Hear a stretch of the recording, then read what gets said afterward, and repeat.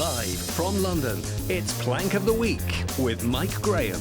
Welcome to Plank of the Week. I'm Mike Graham. It is, of course, the one show where you don't have to judge anything at all because we judge it all for you. All of the Plank of the Week, all of the idiocy of the week. And I'm delighted to say we've assembled another fantastic panel, a legendary one, in fact. Sir Jeremy Kyle is here. Thank you very much. Sir Russell Quirk is here. Sir Samara Gill. Lady Gill. And Lady Steve... No. And Sir Steve right. Denyer. You've got to try. And once again, I have to say, Jeremy, I mean, this is becoming a bit of a habit, isn't it? The Prime Minister appears to be your first nomination. Yet again this week, I nominated him as Plank because hypocrisy is got to be his middle name. He's taxed and he's ruined 4 million more pensioners by the cut for fuel and heating and all that. Veterans are screwed. He's trying to do that farmers tax to screw farmers to the point where they'll lose their farms, and that's a land grab, as we know that for the Green Madness. He said there will be no rise in council tax. Oh, there's a bleeding shock. This week we discover in England 7 councils will be raising their council taxes with the support of the Labour government, but they don't want to say it too loudly, by 25%. That will affect up to 5 million including people. Windsor. Your old gaff. My old gaff. Yeah. Which is Lib Dem, I think. Is it Lib Dem? I don't know. That's why I left. Let's have a look. We've actually got the clip. We discovered this week. Here's what he said before the election. There are choices on tax as well. We need to revive our high streets by cutting our business rates. And we need to be clear about council tax. Labour would freeze council tax next year using that windfall tax that hasn't been collected. Yes, you heard it right. Not a penny more on your council tax. Not a penny more than the bill you paid last year. And that is a tax cut for the 99% of working people. So he's just a liar, basically, isn't he? He's just said something which he must have known he wasn't be able to do. Yeah, it sounded like a promise that he's obviously not kept. Not a penny more. But also the whole we'll pay for it, don't worry, through the whole kind of non-dom thing, which they've already, 7 months in. And the country fell for They've that, already by the way. U-turned on it. They've now said, oh, well, we won't do that, because apparently there's a load of millionaires leaving. But it was, if you think That's why about they need the third runway at Heathrow for. Whoever you are, if you think about it, that's a classic Labour analogy and has been all of their lives. They would either raise taxes, right, or mostly that they would just attack anybody who's been successful. He also said in there, we're going to lower business rates. Right. They've screwed small businesses. Yeah, they've gone up. Small businesses are going out of fashion. Farmers, energy, we've got the most expensive energy in the Western world or something. This is absolutely hypocrisy at its worst. 4 to 5 million people will face council tax rises of up to 5 times the legal limit of what it should be from April. That's Labour for you. People say to me now, there should now be a law which is enacted to make sure that if politicians before elections say things like that, which get them elected, which then turn out to be complete and utter falsehoods, that there should be some... There should be a sanction. There should be a sanction for But it. also, the flip side of that is we are seeing in the United States, love him or loathe him, somebody who got elected and within 10 seconds of it, not even before it even entered the White House, sitting there and saying, that's what you voted for and that's what... It might upset Selena Gomez, you're a plank. But look at the contrast. Look at the contrast between the UK and the US. So in the UK, they haven't done anything, this government, that they said they would do in the manifesto. They've done precisely the opposite. And Donald Trump has only been in power, as we speak, for less than 2 weeks and has enacted his entire manifesto already. Exactly. Plank of the week, luckily, we've also got some other very talented people in this cabinet of ours. One of them is, of course, the Foreign Secretary, Foreign and Commonwealth Secretary, to give him his correct title, David Lammy. Here he is addressing MP Zara Sultana. Well, I say to the honourable gentleman that we hold regular discussions with all... honourable lady, forgive me. So hang on, These are mistakes to make. Will he now be subjected to a non-crime hate incident, I suppose? Well, possibly. He could be racist as well. And misogynistic. Aspect to it. He's not far right, is he? No, I don't think so. Could be. He's never right, is he? Very good. You're on fire. Thank you very much indeed. Home Russell Quirk, Office. over to you. The Home Office. Also the Home not Office. fit for purpose. No, they're right. This is a bit of a double nomination, this, really. First of all, the revelation that the Office of National Statistics, which, of course, is the government's own data people, have said that we will end up with a population of 72.5 million by 2032. Mike and I have discussed this in another place already this morning, where we both think that, actually, we're already there. We've already got 72.5 million. I think it'll be higher. Because why? Because we don't know who's bloody here. Right. We're letting people in left, right and centre, often undocumented, people chucking their passports in the English Channel and so on. So we don't really know who's here. So I suspect that in 2032 that we will end up at probably 77 million. We can't cope as it is, GP surgeries, dentists and so on. So there's that. But there's also, of course, this leaked report over the last few days, which has been written by Home Office civil servants, already rejected by, albeit a very left-leaning Home Secretary of the government. which effectively says, look, this is how things are in terms of extremism. Lots and lots of debate recently because of the Southwark murders, because of the riots that occurred as a consequence, where effectively these mandarins, these civil service activists as they are, have said, no, don't worry about the whole Islamic extremism thing. That's not really a thing. That's not really in existence at all. Nothing to worry about. What needs to be focused on is anyone that questions the government and questions two-tier policing is far right. Also men. Misogyny, that's the biggest problem. Oh, and conspiracy theories, that's the biggest problem. And basically, if you're not with the programme, don't worry about the Islamic thing again, the extremism. If you're not with the programme, you're on the far right. And actually what we want to do as a consequence is increase police resource or police time, despite lack of resource, by increasing the amount of non-crime hate incidents that are reported. You couldn't make it up. But at least, hopefully in full, if not in part, Yvette Cooper has had a rare bit of wisdom where she said, I'm going to reject it, because even for her, it's ridiculous. Can I just say, Yvette Cooper got the officials in the Home Office to write this report, OK? And she commissioned it, didn't she? And many others have said, now regrets good it. for her for turning it down. But I'm going to go back to Donald Trump. Donald Trump stood an election promise to deal with the migration problems. He said, I'm going to declare a state of emergency on the southern border. Within 5 minutes, there was a picture of Mexican criminals, let's get this nailed, shackled, being led to a plane. It's that easy. Right? Yeah. Right? That's what he did. This week, when he tried to do it again, we were talking about this yesterday, some government officials, I suspect the same sort of civil service blob we've got here, disagreed. So what did Trump do? He sacked the bleeding lot of them. Somebody said to me yesterday on the show, you couldn't do that in Britain because civil servants are also, unspeakable. we should. Here's one, though, They Samara. should go. Let me ask you this, because you might remember as well that when we had that story about how 1 in 11 people, I think, in London is now an illegal migrant. That didn't come from the Office of National Statistics. That came from Thames Water, who had done a study because they know who's actually paying bills and who's actually in the country. Yeah, they look at so stuff like I wonder if the ONS has got this completely wrong. And, like, it's underestimated. So we could flush their fingers down the loo, really, to be honest. Well, you could, very well said. No, I think you're completely right. I think they might have it wrong. We forget that a lot of these migration statistics do not come from the Home Office. No. They actually come from, like, random surveys that people do. Right. And things that we can't actually... And that is the thing with illegal immigration. We actually have no control. It's completely unvetted. And no visibility. So we don't know actually who's coming in via Dover. It's just who they count randomly. So it's our right as British citizens and people who live here to actually know who is coming in, and we have no collection and what are of they it. doing And when they're here? Doesn't care. What are they doing? Let's have a look at how Julie Hartley-Brewer treated the story. Where are these people going to live? Rents, house prices go up all the time. You can't get a decent place at a school. Overcrowded classrooms. You can't get 7.5 million people on waiting list. The NHS. Oh, another 5 million people turning up. Not a problem. It's all right. Angela Rayner's going to build loads of houses. Miliband's going to put windmills up. It's all fine. You know that. It is genuinely insanity. What we're told is that we need people to do those jobs. Yeah, but those people also need services. Because they're all engineers, aren't they? They're all biophysicists. You know, I mean, give me a break. We have this large number of people on benefits, right? And yet we flood the country with migrants who apparently are the only people who will, I'm not being disrespectful, hospital porters, working cafes, whatever. Yeah. I would do it very simply. I'd do what Trump does. I'd close the border and I would say to the ones who aren't mentally ill and disabled, because they don't swallow that at all, you are going to have to give something back for the benefits you get. You're going to have to get off your arse and do something that incentivises you to have a CV that shows that you work and gives us, the country, something back. I'd use those people, not illegal migrants. Yeah. Shut the border. Yeah, absolutely right.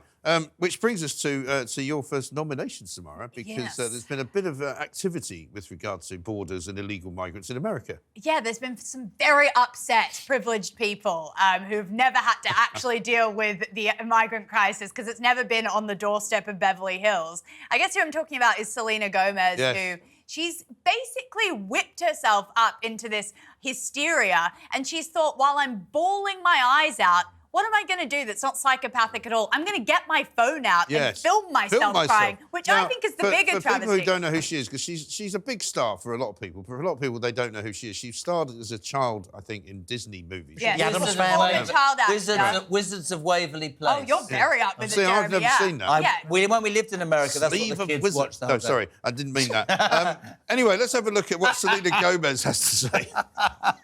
I don't understand. I'm so sorry. I wish I could do something, but I can't. I don't know what to do. I'll try everything, I promise. Yeah, I mean, the funny thing is that the internet did what the internet does and completely and utterly took the mickey out of Selena Gomez, and everyone thought, because she hasn't really been doing much, I don't think, lately, Steve, has she? Samara, she was ridiculed, wasn't she, within an inch of her life? No one wants to hear her thoughts on the political and economic state of the world. She's a celebrity, and she was really barking up the wrong tree. Where were the tears when over 400,000 children have gone missing because they've crossed the border without any accompaniment? And they've actually found, the New York Times, which is a woke publication, found that most of those children went into sex slavery and labor slavery in the United States. So where were the tears for that? Yeah. So actually what Trump is doing is sending a very strong message to all these human traffickers to say, no, even if you're coming across the border, and there have been videos that have come out that have said, if you are coming across the border, you will not have a place in the United States. And I think that strong message is saving more children and women. Yeah. And J.D. Vance has said as well, if you come here and you commit a crime, or you have committed a crime before you got here, we're going to kick you out of the country. You don't belong here. What amazing strong words, though. Yeah. I just love that. It's absolutely right. But Candace Owens was amongst one of many people making fun of the so-called actress Selena Gomez. Have a look at this. Nobody grabs their cell phone. Think about the steps there, right? I'm sad.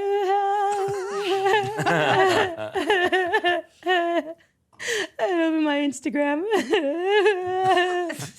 my life. I'm so sorry. My life, is it going? Is it going? Here's life, that's it. I'm so sorry. I don't know why this is happening. It's weird. Yeah. I wonder, Steve, if her career is never going to survive this. You know, the thing is, there's a whole kind of raft of celebrities who need to start reading the room. Yeah. Trump and everything is really popular right now. I was in LA before Christmas, and the comic got on stage and started digging into Trump, and there were boos, and people were leaving. But aren't there a load of celebrities afterwards? But a load of celebrities that frankly need to stay in their lane? Now, I'm all for free speech, but we've now got the likes of David Beckham and Gary Neville going to Davos. Yeah, I know. For God's sake. Pound shop What the hell was all that about? Now. Pound shop Davos. I mean, what contribution can they possibly make? But Stevie, a lot of those, we did this before, didn't we? A lot of those big celebrities were actually paid to arrive at that Democratic convention. Of course they were. You're absolutely right. Jennifer Lopez. I was reading Kim Kardashian lost 150,000 followers by putting a picture of Melania Trump. Hollywood needs to butt the what's it out, doesn't it? Yeah. America, in a majority of votes, has voted for Trump. Let's deal with it. Well, it's good to see the tide shifting, because I think a lot of these people are saying you have absolutely no clue. For example, Selena crying about migration. No, you're not actually experiencing all the effects of unfettered migration. What are the chances as well that she might have a Mexican nanny or a Mexican cleaner? You know, undocumented. Because they all do.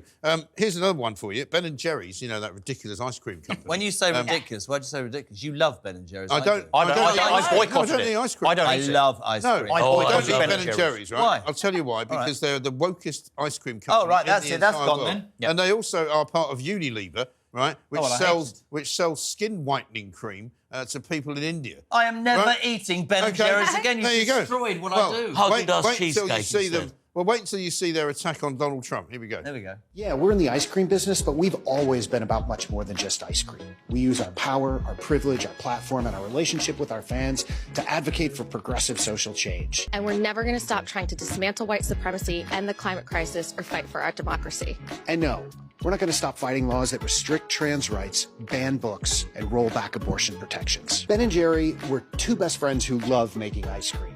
But for them, the only reason to be in business was to do business differently. So I'm looking forward to getting some abortion-flavoured ice cream. and also, you know, imagine going in for some white supremacy in a cone. You want a cup or a cone? I don't know. Yeah. But here's something that we did, Kevin and I, a couple of years ago, taking the mickey out of I'm Ben & never Jerry's. eating it again. Check this out. All right. This was brilliant. Introducing Mike and Kevin's ice cream for snowflakes.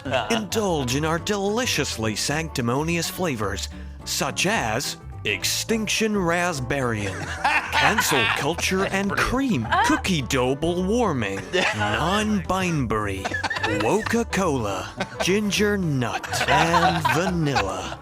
All made from our organic gender fluid, Mike and Kevin's ice cream That for was a Chuck snowflakes. production from many years That ago. is absolutely amazing. Still works. I yeah. never knew that about Ben and Jerry's. Absolutely. Haagen-Dazs from now and then. Yeah, don't go anywhere near him. Absolutely Horrible, ridiculous. revolting. Now, over to Steve Denyer. You've got perhaps DVD, one the movie. best video of the week, definitely. I bet he has, on his phone.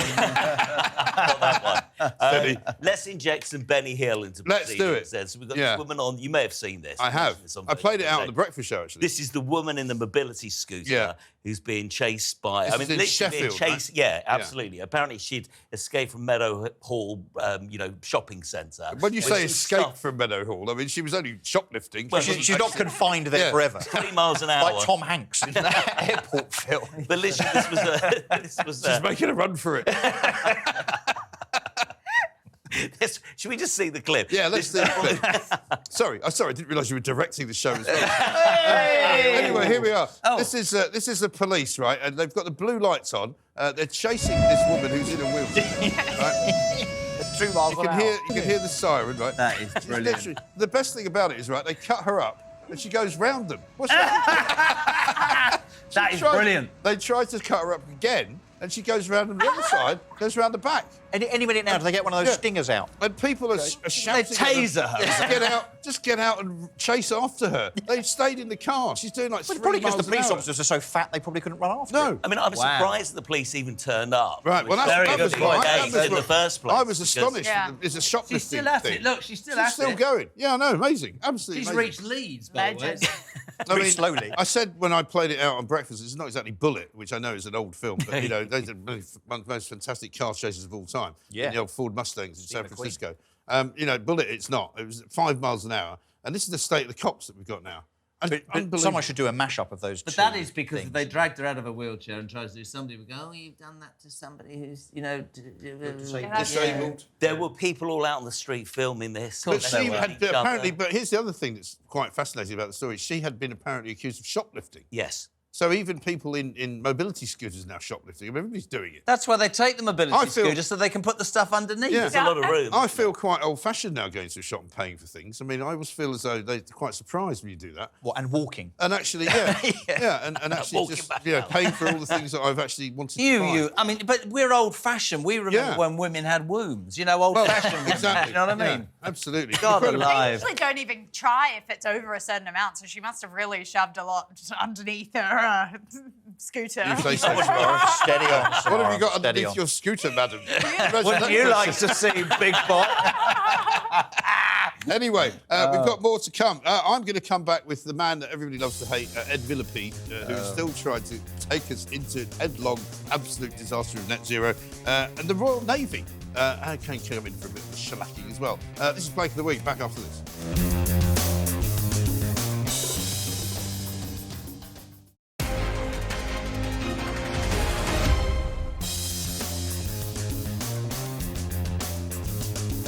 Welcome back to Plank of the Week. We have got so much to do and so little time, but I can tell you it's my first nomination, and I've got to say, I don't think he's been on the show for a while, is old Ed Miliband. Good. Normally you would see Ed Miliband sort of creeping around, making videos, talking about himself, talking into... He keeps appearing All this? on... Yeah, he keeps appearing... Oh, well, that's one of the reasons we're going to talk about him today. He keeps appearing on select committees, talking about, net zero and how it's not really achievable, but he's going to do his absolute level best. And one of the funniest clips I think we saw in the last week or so was him saying that he now believes that everybody in the country is behind him. But they're not behind him because they support him. They're behind him trying to shove him off a cliff so that, he doesn't actually damage the entire economy by going for net zero. But he now has decided, you might remember a few weeks back, Angela Rayner decided to have her own personal photographer, paid for by the state, paid for by you and I, the taxpayer. He now wants one as well. And part of the reason, and we'll see some of the pictures of him that were taken, including that bacon sandwich eating fiasco, because he thinks that it's a bit unfortunate that people keep catching him unawares. There you go. Now, that's one from the vault. Have you got another one? Go on. Yeah, there we are. That's like Chris Bryant, isn't it? What is he doing there? Yeah, I think these are mocked up. Yeah, I don't think they're real. Might be AI. Definitely AI. This is the trouble with AI. It looks so don't real. know. Yeah. Could be him. But yeah, I mean, the whole net zero scam is now being exposed by not least Donald Trump as a scam. Have a look at this. I terminated the ridiculous and incredibly wasteful Green New Scam, one of the great scams in history. Actually, isn't it 12 years up? They gave us 12 years to live, right? I think that we passed it, right? We're still around. Can you believe it? And we've spent trillions of dollars on just like throwing it out the window. You could throw it out the window. You would have been better off. I withdrew from the one-sided Paris Climate Accord. I hope when Donald Trump's done in office, he starts stand-up. He's literally like a stand-up comedian running the world. Yeah, you said it the other day. Ed Miliband came out and he went, I just want Donald Trump to know that the public and the world is behind me. This is unstoppable. And Michael Moshe went, but Donald Trump stopped it. It's just, literally just stopped it stone dead. We're not doing it anymore. We're out of Paris. And also, it's a con. They are nicking land from farmers generation after generation so they can build their bloody wind farms. But what he doesn't explain to people is the wind farms we all know will not create enough electricity. So he will import it from anywhere else and it will cost us 3 times the US, more. actually. We already have the most expensive electricity in the Western world. But they don't care about people. They care about their ideas. This is a man with one of the worst images in British politics that wants a photographer at taxpayers' expense, 40 or 50 grand, I think. To document that image. And it also says, did you see, you'd only have to work 2 days in the office and you can work from home the rest of the time. How does a photographer work from home? I've taken pictures of themselves. Pictures of the telly. Doctoring images. Presumably, doctoring images. Like that. He's the expert. He'd have to be. Steve would have to have doctored a few over the years. Samara, isn't it right that these politicians have now become so vain, that they think the image is everything, that they think that they're, never mind what their policies are, it's how they look. No, they really have. I mean, the insufferable photos we even get of Starmer from his private photographer are horrific. It's always him on a private jet looking out wistfully into the window thinking about climate change. Or staring at the phone, waiting for it to ring. Well, what did you... Yeah, exactly. Sorry. Actually, no, it is. And waiting for, what leader did I disgrace? Please pick up, please. It's interesting, though, because people like Trump have actually acknowledged that the best form of, getting your public image up is to pick up an iPhone and just make a TikTok or make an Instagram reel or a video like that. And I think do a Selena Gomez. Well, exactly.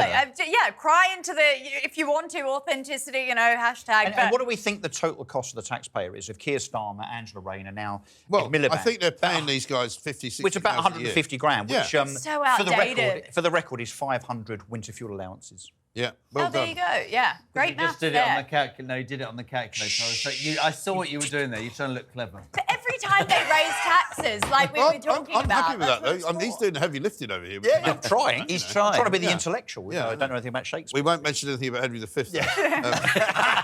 That's coming up later. Richard III, is she on today? She is on today, yeah. I mean, she's you know what we're talking about? She's been giving... Rachel Thieves. Rachel Thieves. Well, I've actually got a new theory now. Not only does she look like Richard III, but she and Starmer are actually merging into one individual. Show, honestly, I cried at your show the other day. Right? Why? Because you started off like this news breakfast show and it ended with people ringing in doing impressions. It was Mike Yarwood. Of what Rachel Thieves and Keir Starmer would sound like. It became the Rory Bremner show. But it was brilliant, mate. I think I've just given up doing serious politics now. Brilliant, no point. Fair enough. No point. Well, hang on, if they're not going to be serious, why should we? It's so ridiculous now. All you can do is brilliant, laugh mate. at it. It's brilliant. All you can do is laugh at it. School run, absolutely, always on. Brilliant. Over to you, Jeremy. Talking of Agincourt and Henry V. Well, this is extraordinary. We talk about wokeness in this country. I got Ben and Jerry's wrong. I got the Royal Navy wrong. I thought the Royal Navy were the bastions of what we were all about. Rum, sodomy and the lash. Rum, sodomy... Join the army, be a man. Join the Navy, feel a man. Isn't that right, Steve? Yep. What a sailor...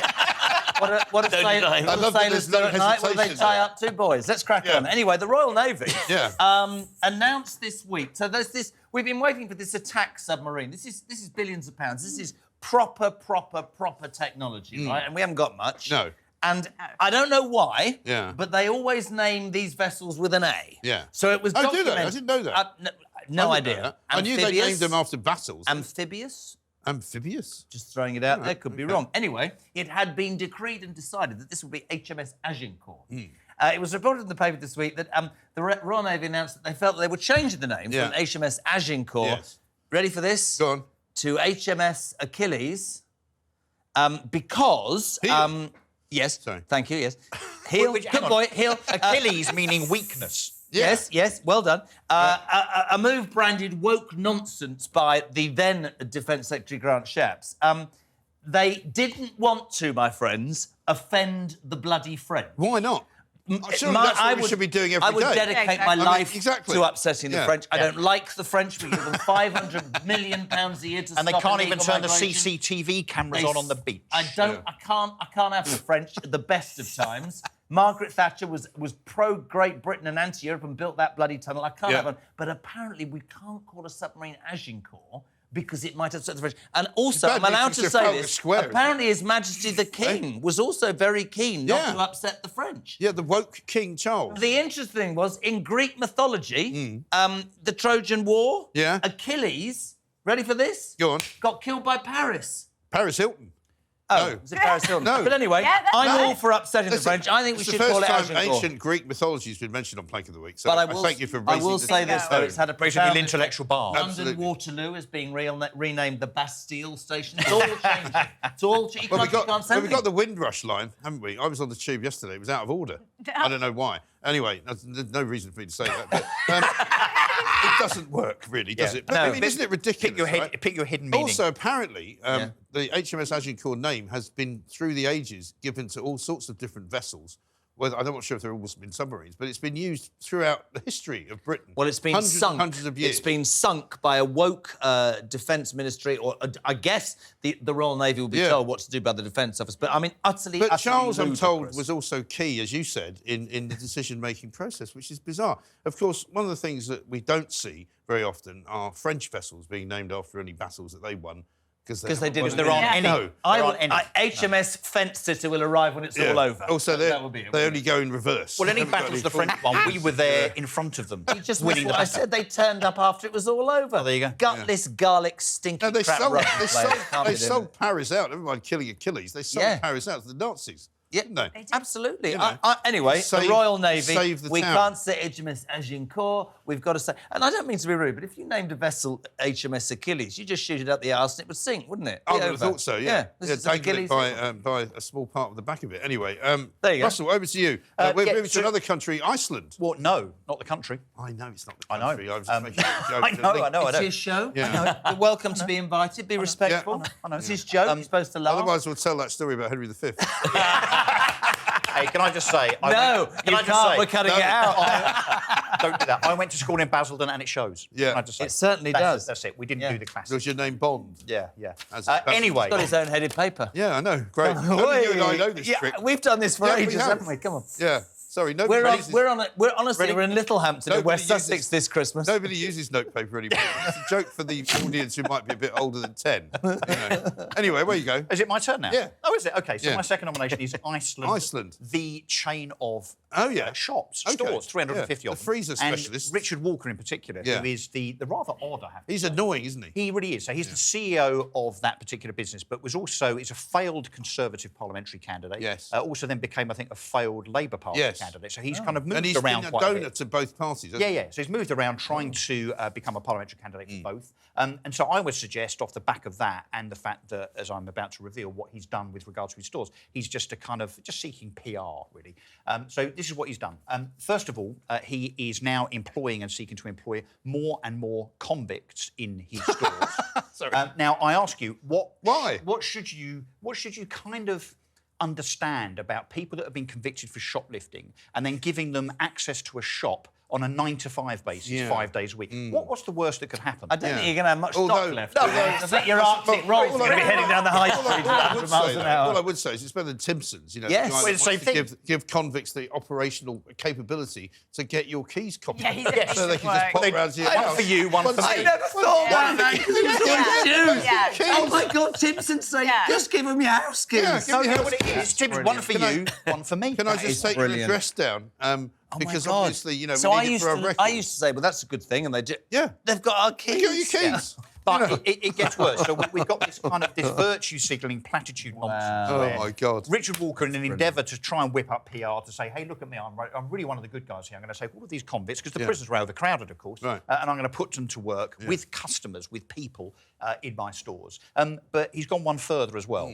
Because we are a nation that is getting more and more obese, he's actually now also introduced a range of measures within his stores to help us all get fit. And I kid you not, it's not April the 1st. I'll tell you what he's done. Iceland. Iceland, the store. So if you go into one of their stores now, you can pick up either an ordinary basket or one that weighs 15 pounds, or two, and you can use them as dumbbells as you are going as around. you're going around. I'm not kidding. Amazingly, I think we've got some footage of it. Let's have a look. Well, that is a trolley sledge. What? Which is heavy, with no wheels, and you can push that around and try and lose some weight as you're going past the I'll volleyball. tell you what, I don't think I've ever bought anything from Iceland. I have. Arctic rolls. Arctic rolls. Mate, do you not know what Arctic roll is? It's So basically beautiful. Swiss roll with ice cream in the middle. It's See, you're back on ice cream unbelievable. again. You've got Ben and Jerry's, is it? Honestly, I smear it everywhere, but honestly, yeah. Samara, what do you... I'm sorry. Where do you... I was going to say, You know- what do you buy from Iceland when you go there? Yeah, I'm like you. I'm in the same boat. I haven't bought There's anything nothing in from there that I place, want. and I certainly won't be going there now that I have to fit a workout in. It's like, Right. sorry, that's like a Chinese type of thing where they're trying to regulate what you're doing. Yeah. Oh my God, population getting fat. Quickly, put this, do that. It's like, no, thank you. And Sit on a bike while you're ordering online. Yeah, precisely. No. It's like give people the option. Peloton to the cashier. They're going to have a load of these weighted trolleys just sitting there, and then the actual normal ones are all going to be gone. I know that's what's going to happen. Right. Lovely fish fingers, though. We'll be back with more from Steve. Coming up, we're going to talk about Colombia. For the first time in the history of America, they've actually sent something back as opposed to all the cocaine that was coming the other way. This is Plank of the Week. We'll see you in a minute.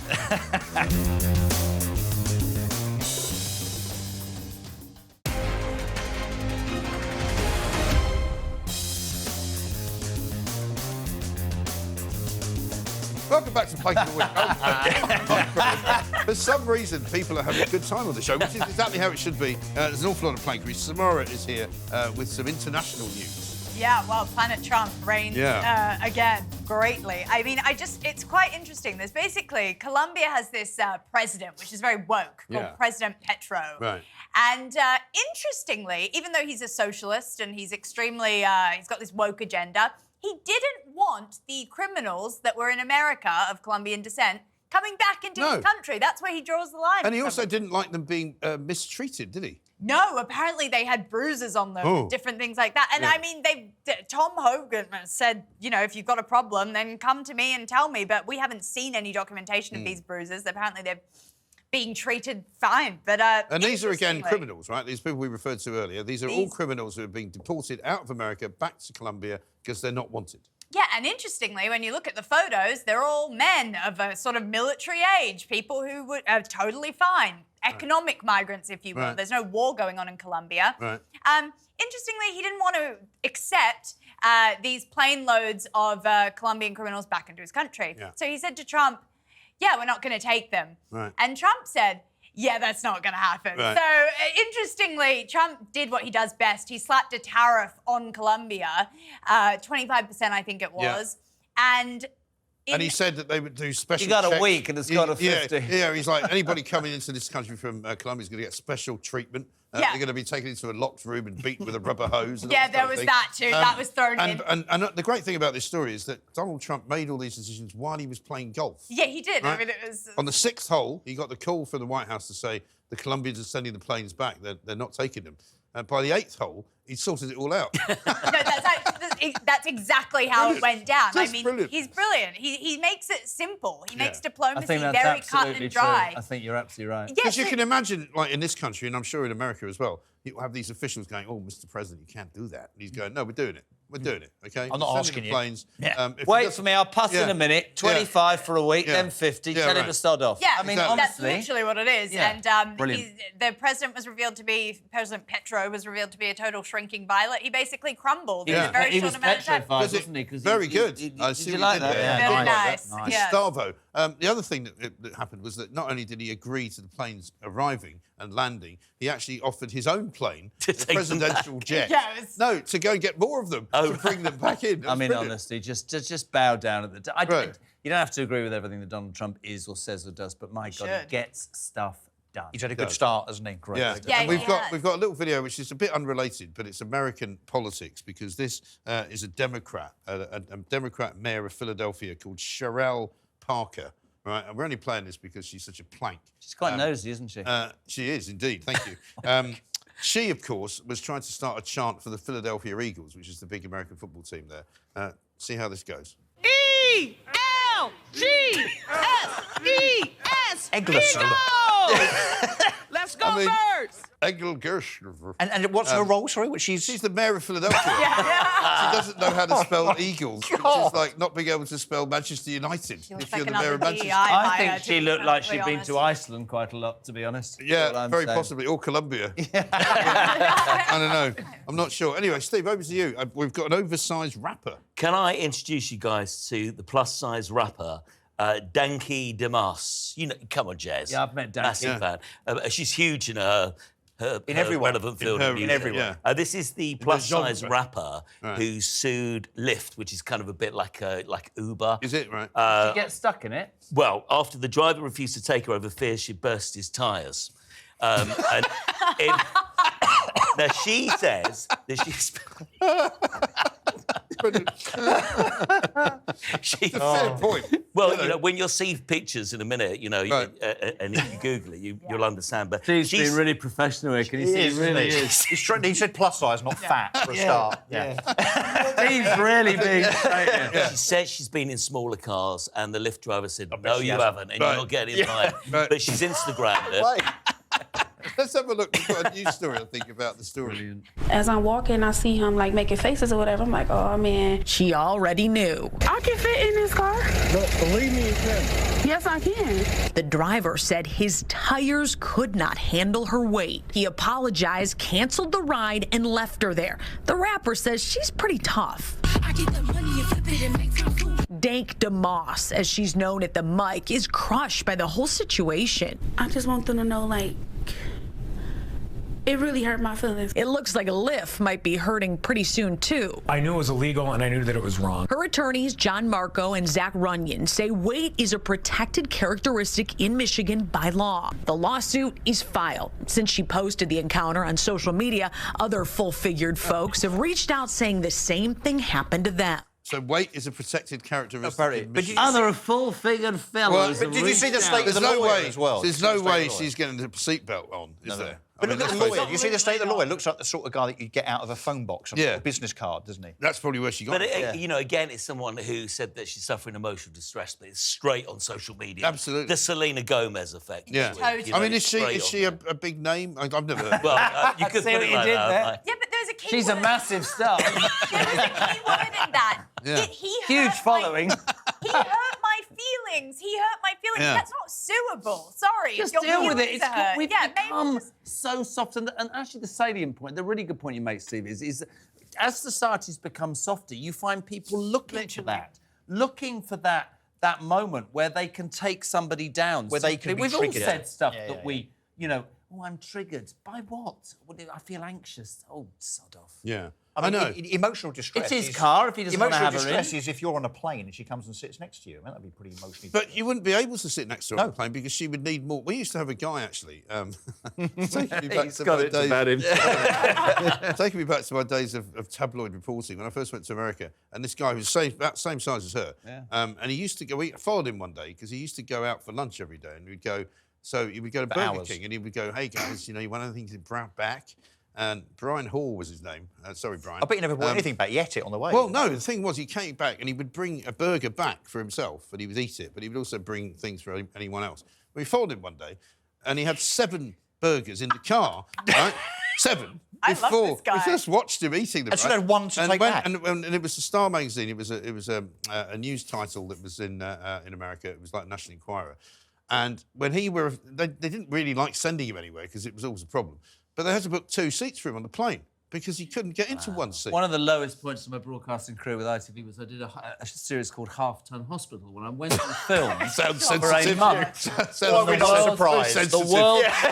Listen, of course you did. The world's first, check it out, the world's first obesity clinic was outside New York City. It was there a month. And the biggest man was a guy called Michael Hibranko. Okay. I remember him. Yes, I remember him. Thank you. And this guy was 900 pounds. Imagine a human, you know, like a chocolate fountain. Imagine that, just no neck, just flesh. It was 900 pounds. And he'd got right down to 100 and something pounds with Richard Simmons. You know that? I remember him. Like Leo Sayer. He was the guy that took people to the Caribbean. Thank you very right? much indeed. Yeah. And he said to me something that has actually stuck with me forever, on a serious note. He said to me, if you have 1 burger, I have 30. Imagine being addicted to the thing that sustains everybody else, which is interesting, Wasn't right? he the guy that when they went to his house to take him to get him to a plane Well, to I'll the tell you what, they took the Caribbean. wall out. They had to take the side of the house off. He couldn't get out the door. That's when you know you just got to put Yeah. down the cream If you can't cake get out and the just- door, yeah, maybe it's- time to stop eating quite so much. Do you think that's the Michael trigger, the message? Yeah, I remember that story. entitled to get as fat as they want. It's just don't get upset when the Lyft driver won't pick you up Right. and says, I'm sorry, but my tyres are going to like pop. Right. 'cause you just... We also took our guy, we had this very funny Scottish guy that used to work with us, and we said, we need to find out how much this guy weighs, right? So we went up to him and we said, here's what you're going to do. You're going to go to the weigh station where they weigh lorries,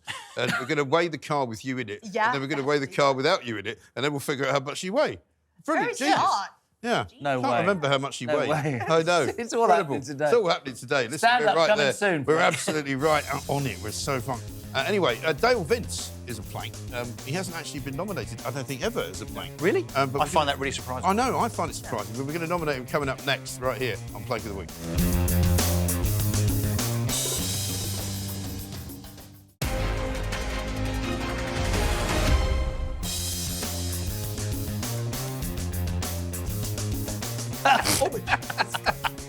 Welcome back to Plank of the Week. We're having a great deal of fun here because there's so much plankery. I don't even know. I think this is probably the only show so far that we've done in the history of this show, 5 years, where every nomination could be a winner.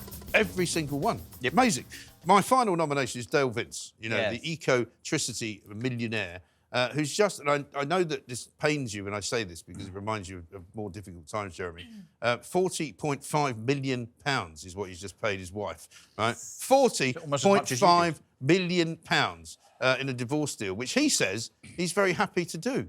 I said to him, how much money have you got? You're the first person I've ever seen who's divorced his wife, looks happy. He's worth 100 million, isn't he, apparently? Well, not anymore. He's now worth 60 million. 59 million, because he's given 40.5 million of it away. But there was a story this week which piqued my interest, and it was about something called, which I'd never heard of before, vegan gas, right? Now, when you think of vegan gas, you think it's gas made by vegans, don't you? Yeah. Because of all the beans that they eat. It turns out it's not that at all. Dale Vince came up with this brilliant plan to build a vegan gas factory which would make vegan gas, and apparently you make it from grass, right? Slight problem is it doesn't work. And so basically he's taken a £50 million, a £12 million loss. He's not having a good week, is he? He's not having a good week. He's given 40 million quid away to his ex-wife. How does anybody that stupid make that much money? I don't understand it, but he does get a lot of subsidies from the government. He's always saying... got a scarf on as well, isn't he? Yeah, he's always saying, oh, no, I don't get any subsidies from the government. Absolute rubbish. His companies get loads, right? But let me tell you what the vegan gas problem is, right? Vegan gas is made using grass cuttings rather than animal waste, which is broken down by anaerobic digestion. Yep. Right? Do you know what that is? I do. Blimey. Well, not technically, but I know. To create methane. He said, this is what he said when he started the scheme, we estimate that if we grow grass on all the marginal land in Britain, we'll be able to make enough green gas to supply the entire economy, right? Only problem is, it didn't work. Didn't work. They made no vegan gas at all. Wow. And the whole system was apparently undermined by the fact that basically it was engineering mistakes and design mistakes. It didn't work at all. He's got a new project out which he's going to try and bring more vegan gas to the nation, which he's getting more subsidies from. But he was on my show earlier this week, and let's have a look at what he had to say. More runways aren't going to make Britain a happier place for people to invest in. Listen, 15% of us might take 70% of flights. This is not a mass transport thing. Yeah, but you know about flying, though, don't you, Dale? It's not just about people going on holiday. It's not just about people like you flying around in private jets. It's about people actually moving goods. Have you frozen? Don't tell me you're frozen. The ecotricity boss. Sorry, can I just I'm not being disrespectful. Did he use half of his hair for that vegan gas instead of the grass? I mean, half of it is gone. Shaves half of his head. Why? I don't know why. I don't. Is that an eco thing? Is there not another reason he's a plank as well this week? On the basis that didn't he stand up and say that political parties shouldn't take donations from individuals anymore? He did, even though he has donated himself £5 million to the Labour Party. Well, he famously donated. He said to me on the show, he donated £5 million to Labour, and I said, "What did you get for that?" He said, "I don't care." Well, and then what happened this week? We find that Ed Miliband has approved in Lincolnshire a 1,000-acre solar farm. Guess who owns it? Yeah, Dale Vince. Yeah, although no he connection. Says, no connection. In his defence, he says that he was awarded that actual contract by the Tories, which is entirely possible because the Tories are just as useless when it comes to green business. Doesn't look good though, does it? But he owns a lab-grown diamond company Can you imagine what your wife would say if you went, I bought you this lab-grown diamond? Also I don't know if hugely you'd be bad for the right. environment. Well, it's too. made in someone's airing cupboard. Yeah, maybe someone's airing cupboard. It's not really a proper It diamond. takes so much water and electricity to make those Does it? lab-grown diamonds. Yeah, I mean, he's such a champagne socialist. One good thing that came out of the divorce was that his wife was like, no, he drinks Dom Perignon, Yeah. which is very fancy And he French flies around champagne. on private jets. all the Yeah, time. and she revealed Nothing him to wrong be with the that. yeah, but he doesn't practice what he preaches. I mean, that's for sure. Yeah. So yeah, I enjoyed all those findings from his divorce. He also owns, of course, Forest Green Rovers, which is the only vegan football club. They're crap as well. He got them into the Football League, and now they've gone back out of it Yeah, again. yeah. So they're not very successful. Is it because they're all vegans? They've got no strength. Everybody Yeah. at half-time wanted a burger or a sausage Yeah. roll. Well, apparently all the food there is vegan. Yeah, they've got no Could have iron. a They're all pie like you anemic. can at the two. Yeah. Yeah. Yeah, the team, they get very weak in the second half. Yeah, they can't play the second half. That's all. The iron They all have to sit deficiency. down. He did an iron shot. Yeah. The trainer who comes on. Yeah. They're 3-1 up at the end of the first half and 27-3 at the end of the second half. This is the funniest bank of the week ever. Absolutely brilliant. It is. But now is the moment of truth. We have to find out who's going to win. I don't envy you this week. I don't envy you I'm this so week. strong on this. Are we Listen, brave? listen, there are so many. I mean, look at this. We've got Keir Starmer, the Home Office, both very strong. Selena Gomez, I mean, come on. I don't know what to say. South Yorkshire Police can't catch a woman on a scooter. Which sums up our entire policing. Ed Miliband, right? Yeah. The Royal Navy, who can't Ashing get God. their names right. Richard Walker from Iceland, who's put in, what does he put in? Dumbbells. Well, dumbbells and sledge trolleys to make Sledge it fitter. trolleys. Yeah. It's And employing like- half it's the not country's a real show, convicts. this, can it? It's like we made them up. People just think it's like we made them up. just taking the mickey Genuinely now. true. Gustavo Petro, the only Colombian in history to have a problem with the Americans. Steve Denya's plus-size rapper. She's very big in America. Can I just tell you, because Big I haven't and read low, the notes, when you said oversized I rabbit, honestly- that was in a bag of sweets. or I something. know. That was amazing. That was incredible. And That Dale and Vince. Gomez. I mean, I'm going to tell you what I'm going to do. The only process of elimination, I'm going to cross Dale Vince off the list because he's not interesting enough. What else? can we Starmer do? gets it all the time. Starmer gets it all the time, so we'll cross him off the list. The Home Office. I think it should be the Selena Gomez or the woman. I think Selena Gomez, actually. Selena Gomez. You know, what do you think? I mean, the overweight rapper is also great, but I don't think she's as big. Forgive the expression as Selena Gomez. gets it. You know, she's Are we blowing her out she's like not, the she's not tyres? massive. You know, don't get her in the back of the car. I had that Dank Demoss in the back of the cab. Cab's now currently in the And shop to replace, getting fixed. had to go to ATS to get all the tyres replaced. That's the back axle. Anyway, Get the Pope-mobile next week. I think we have to give it to old Selena Gomez. Yeah, what else? I don't know what I can do. Which camera am I on? I can't. Selena Gomez, what an absolute plank. Here you go. You've won something finally. That didn't make a noise. It did. Did it? Yeah. I didn't hear it. Thank you very much indeed. Jeremy Kyle, Russell Quirk, Selena Gomez, Samara Gill, and of course Steve Denya, Thank you. our showbiz correspondent. Thank you to all of you for watching. This is Plank of the Week. See you next week.